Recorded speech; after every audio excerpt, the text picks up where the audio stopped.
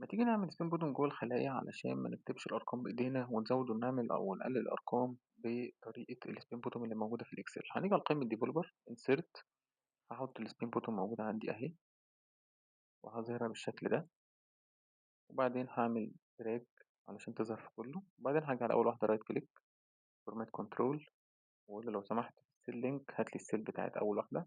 أوكي. أوكي. برضه تاني واحدة هاجي على السبين بوتون بتاعتها رايت كليك سيل هنا.